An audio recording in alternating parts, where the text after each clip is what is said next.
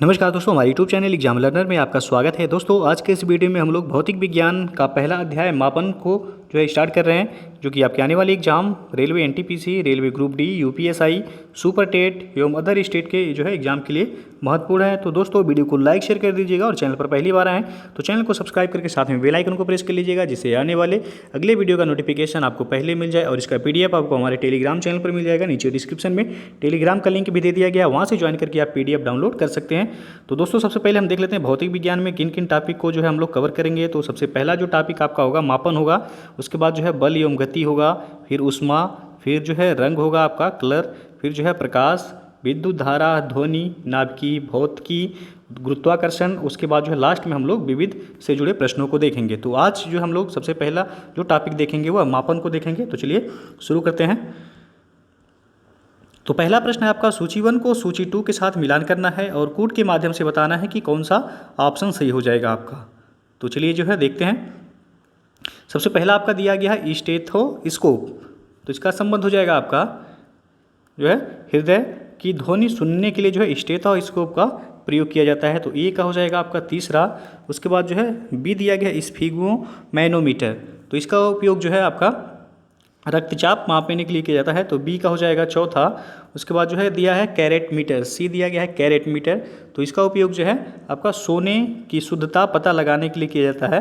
तो सी का हो जाएगा दूसरा। और लक्स मीटर का उपयोग जो है प्रकाश की तीव्रता मापने के लिए किया जाता है। तो डी का हो जाएगा पहला। तो 3 4 2 1 जिस ऑप्शन में होगा वह आपका सही हो जाएगा। तो 3 4 2 1 आप देख सकते हैं, विकल्प सी जो है आपका यहाँ सही हो जाएगा।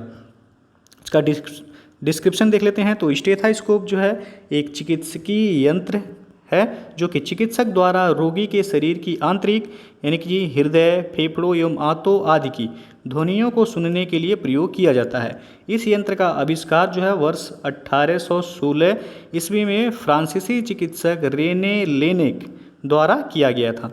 उसके बाद जो है आपका स्फिग्मोमैनोमीटर है, तो अथवा जो है ये रक्तचाप मापी के द्वारा शरीर का रक्तदाब यानी कि ब्लड प्रेशर मापा जाता है। इस यंत्र का आविष्कार वर्ष 1881 में ऑस्ट्रेलियाई चिकित्सक सैमुअल सिगफ्रीड कार्ल वान वेस द्वारा किया गया था।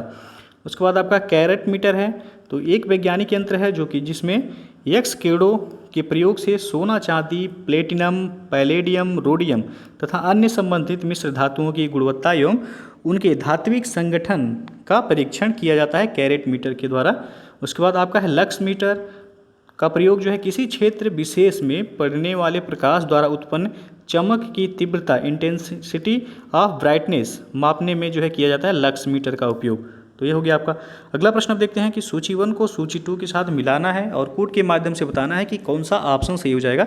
एक तरफ जो है आपका उपकरण यंत्र दिया गया है, दूसरी तरफ मापन की गई जो है राशि दिया गया है। तो चलिए जो है देखते हैं। ये दिया गया आपका अमीटर। अमीटर का उपयोग किसके लिए किया जाता है? तो विद्युत धारा मापने के लिए किया जाता है। ए का हो जाएगा तीसरा। उसके बाद बी दिया गया हाइग्रोमीटर। तो हाइग्रोमीटर से जो है सापेक्षिक आर्द्रता मापा जाता है। तो बी का हो जाएगा चौथा। उसके बाद सी दिया गया है आपका स्प्रिंग तुला। तो ये हो जाएगा आपका भार मापने के लिए। सी का हो जाएगा दूसरा। उसके बाद जो है बैरोमीटर से जो है दाब मापा जाता है। तो डी का हो जाएगा पहला। 3 4 2 1 जिस ऑप्शन में होगा वैसे हो जाएगा आपका। तो 3 4 2 1 आप देख सकते हैं, विकल्प बी जो है यहाँ से हो जाएगा 3 4 2 1। तो अमीटर आप देख सकते हैं, इसका व्याख्या किसी विद्युत परिपथ में बहने वाली धारा यानी कि करंट को मापने के लिए प्रयोग किया जाता है और विद्युत धारा को एम्पियर में जो है मापा जाता है। तो अमीटर का उपयोग जो है किसी विद्युत परिपथ में बहने वाली धारा को मापने के लिए प्रयोग किया जाता है, जबकि विद्युत धारा को जो है एम्पियर में मापा जाता है। उसके बाद है आपका हाइग्रोमीटर। तो यह मौसम विज्ञान से संबंधित यंत्र है जिसके माध्यम से वायु में आर्द्रता तथा जलवाष्प की मात्रा मापा जाता है। उसके बाद जो है अगला आपका स्प्रिंग तुला अथवा जो है कमानीदार तुला। एक प्रकार का भार मापी है। इसमें एक सिरे पर स्प्रिंग लगी होती है और यह सिरा स्थिर होता है तथा दूसरे सिरे पर एक हुक लगा होता है। इसी हुक से किसी वस्तु को लटकाकर उसका भार ज्ञात किया जाता है। तो ये हो गया आपका स्प्रिंग तुला। उसके बाद जो है आपका है बैरोमीटर। बैरोमीटर यंत्र की सहायता से जो है वायुमंडलीय दाब मापा जाता है। वैज्ञानिकों द्वारा मौसम की भविष्यवाणी करने से इस यंत्र का जो है प्रयोग किया जाता है। अगला प्रश्न अब देखते हैं, पायरोमीटर किसके मापन में प्रयोग किया जाता है? तो इसका सही आंसर हो जाएगा आपका ऑप्शन सी से होगा उच्च ताप। यहाँ आप व्याख्या देख सकते हैं, पायरोमीटर जो है की सहायता से अत्यधिक उच्च तापमान की माप की जाती है। ये मुख्यतः गतिशील वस्तुओं तथा उन सतहों के मापन हेतु प्रयुक्त होते हैं जिन्हें स्पर्श करना तथा उस तक पहुंचना जो है संभव न हो।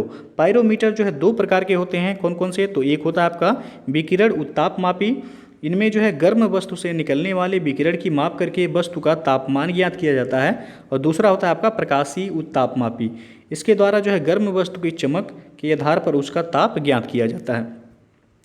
नेक्स्ट क्वेश्चन है अब आपका, रडार उपयोग में आता है? तो इसका सही आंसर हो जाएगा ऑप्शन सी, रेडियो तरंगों द्वारा वस्तुओं की स्थिति ज्ञात करने में या पता लगाने में जो है रडार का उपयोग किया जाता है। सी ऑप्शन सही हो जाएगा।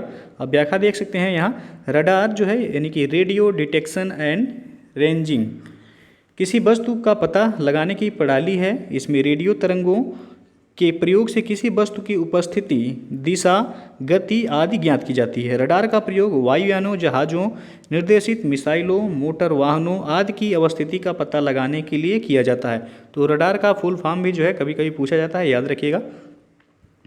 नेक्स्ट है आपका कि निम्न में से भूकंप मापी यंत्र कौन सा है? तो इसका सही आंसर हो जाएगा ऑप्शन बी, सिस्मोग्राफ। सिस्मोग्राफ जो है ये आपका भूकंप मापी यंत्र है। आप देख सकते हैं व्याख्या यहाँ, भूकंप मापी सिस्मोग्राफ या भूकंप ज्वालामुखी विस्फोट, परमाणु परीक्षण व अन्य विस्फोट के कारण उत्पन्न भूगति मापने में प्रयोग किया जाने वाला यंत्र है। रिक्टर स्केल एक लघु गणितीय पैमाना है जो कि 0 से लेकर 10 के बीच संख्या के माध्यम से भूकंप की तीव्रता अथवा परिमाण प्रदर्शित करता है। इस पैमाने पर अगली संख्या वह पिछली संख्या से 10 गुना अधिक परिमाण जो है वह प्रदर्शित करती है। नेक्स्ट आपका, महासागर में डूबी हुई वस्तुओं की स्थिति जानने के लिए निम्न में से किस यंत्र का प्रयोग किया जाता है? तो इसका सही आंसर हो जाएगा आपका ऑप्शन डी, सोनार का प्रयोग किया जाता है। महासागर में जो है डूबी हुई वस्तुओं जैसे कि आपका पनडुब्बी अथवा हिमखंडों का पता लगाने के लिए सोनार, साउंड नेविगेशन एंड रेंजिंग जिसको कहा जाता है, और प्रणाली का प्रयोग किया जाता है। इसमें पराश्रव्य तरंगों, अल्ट्रासोनिक वेव्स के द्वारा वस्तु की स्थिति का पता लगाया जाता है। इन तरंगों की तरंगदैर्घ्य कम होने के कारण इन्हें पतले किरण पुंज के रूप में अत्यधिक दूरी तक भेजा जा सकता है।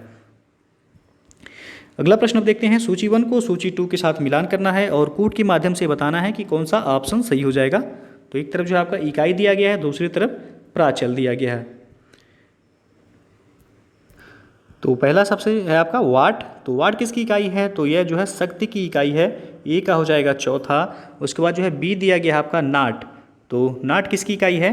तो यह जो है समुद्री जहाज की गति की इकाई है, तो बी का हो जाएगा तीसरा। उसके बाद सी दिया गया आपका नाटिकल मील, तो यह जो है आपका समुद्री दूरी की इकाई है, सी का हो जाएगा दूसरा। और प्रकाश वर्ष जो है अंतरिक्ष में दूरी की इकाई है, तो डी का हो जाएगा पहला। 4 3 2 1 जिस ऑप्शन में होगा वह सही होगा आपका। तो आप देख सकते हैं 4 3 2 1 विकल्प सी जो है आपका यहाँ सही हो जाएगा, 4 3 2 1। वाट जो है यह आपका शक्ति अथवा सामर्थ्य को मापने की इकाई है। कार्य करने की दर को जो है शक्ति कहा जाता है। उसके बाद आपका नॉट है, यह समुद्र में जहाज़ों की गति मापने की इकाई है। इसे नॉटिकल मील प्रति घंटा में भी व्यक्त किया जाता है। एक नॉट बराबर जो है वह 1.852 किलोमीटर घंटा के बराबर होता है। उसके बाद है आपका नॉटिकल मील, यह समुद्री दूरी मापने की इकाई है। एक नॉटिकल मील अक्षांश के 1 मिनट अथवा 1.852 किलोमीटर के बराबर होता है। उसके बाद अगला है प्रकाश वर्ष, लाइट ईयर, वह दूरी है जो प्रकाश द्वारा 1 वर्ष में तय की जाती है। प्रकाश वर्ष खगोलीय दूरी मापने की इकाई है। एक प्रकाश वर्ष 9.46 गुणे 10 पे पावर जो है 15 मीटर के बराबर होता है। अगला प्रश्न आपका शक्ति का मात्रक है, तो इसका सही आंसर हो जाएगा ऑप्शन सी, वाट। शक्ति का मात्रक क्या है? तो वाट हो जाएगा। आप देख सकते हैं किसी व्यक्ति अथवा मशीन द्वारा इकाई समय यानी कि 1 सेकेंड में किए गए कार्य अर्थात उसके काम करने की दर को शक्ति अथवा सामर्थ्य कहते हैं। शक्ति को जूल प्रति सेकेंड अथवा वाट में भी व्यक्त किया जाता है। नेक्स्ट आपका सूची 1 को सूची 2 के साथ मिलान करना है और कूट के माध्यम से बताना है कि कौन सा ऑप्शन सही हो जाएगा यहाँ। तो चलिए जो है देखते हैं। सबसे पहला आपका दिया गया है कि उच्च वेग, तो उच्च वेग का संबंध हो जाएगा आपका मैक से, ए का हो जाएगा पहला, बी दिया गया है तरंगदैर्घ्य, तो इसका संबंध हो जाएगा एंगस्ट्रॉम से, बी का हो जाएगा दूसरा। दाब का संबंध हो जाएगा पास्कल से, सी का तीसरा। और डी दिया गया जल प्रवाह का संबंध हो जाएगा क्यूसेक से। तो 1 2 3 4 जिस ऑप्शन में होगा वैसे हो जाएगा आपका। आप देख सकते हैं ऑप्शन सी जो है यहाँ से हो जाएगा 1 2 3 और 4। तो यहाँ जो है मैक उच्च वेग को प्रदर्शित करने का मात्रक है। मैक संख्या वायु में ध्वनि की गति जो कि आपका 343 मीटर सेकेंड होता है की तुलना में वायुयानों या अन्य वस्तुओं की गति प्रदर्शित करती है। उसके बाद जो है कोई तरंग जितनी दूरी के बाद स्वयं को पुनरावृत्त यानी कि रिपीट करती है वह दूरी उस तरंग का तरंगदैर्घ्य कहलाता है। इसे जो है एंगस्ट्रॉम में मापा जाता है। एक एंगस्ट्रॉम 10 पे -10 मीटर के जो है बराबर होता है।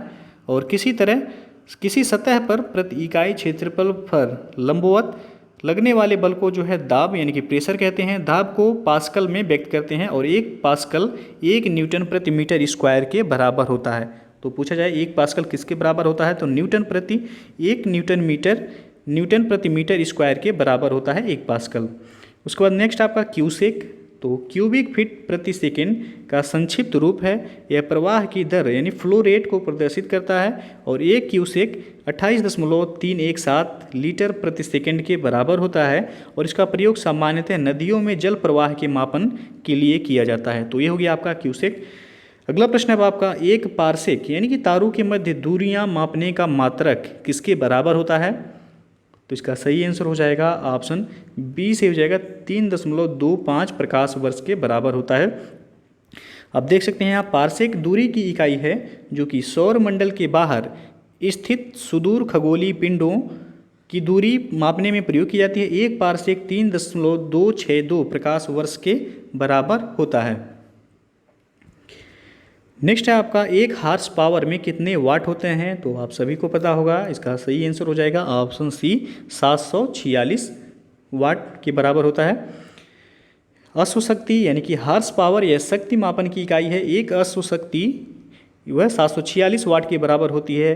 अश्व शक्ति शब्द का प्रयोग जेम्स वाट द्वारा वाष्प इंजनों द्वारा किए गए कार्य तथा बोझ ढोने वाले घोड़ों की शक्ति की तुलना के लिए जो है किया गया था।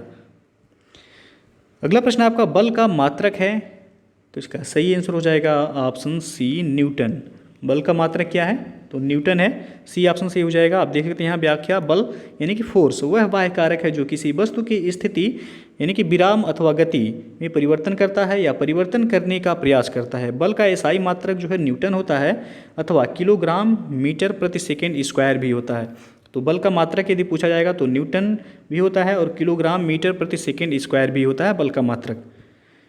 नेक्स्ट है आपका 1 माइक्रोन किसके बराबर होता है, तो इसका सही आंसर हो जाएगा ऑप्शन सी से हो जाएगा 1/1000 मिलीमीटर के बराबर होता है 1 माइक्रोन।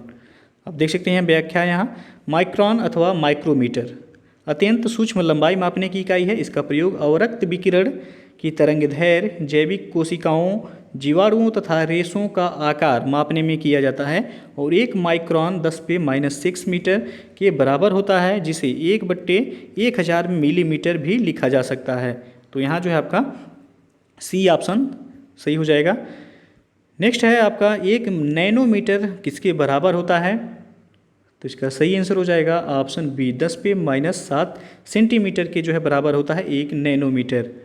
आप देख सकते हैं व्याख्या है, नैनोमीटर यह मीट्रिक प्रणाली में लंबाई मापने की एक इकाई है जो कि 1.0 × 10 पे पावर -9 मीटर के समतुल्य है तथा सेंटीमीटर में इसका मान जो है 10 पे पावर -7 सेंटीमीटर होता है। तो दोस्तों जो है ये था आपका भौतिक विज्ञान में मापन से जुड़े जो है कुछ महत्वपूर्ण प्रश्न। इसी तरह जो है आपको अगला भी टॉपिक जो है, अगला टॉपिक हमारा जो होगा बल एवं गति होगा। ये भी जो है आपको कल वीडियो मिल जाएगा। तो दोस्तों यदि वीडियो पसंद आया हो तो लाइक शेयर कर दीजिएगा और चैनल पर पहली बार आए हैं तो चैनल को सब्सक्राइब करके साथ में बेल आइकन को प्रेस कर लीजिएगा, जिससे आने वाले अगले वीडियो का नोटिफिकेशन आपको पहले मिल जाए।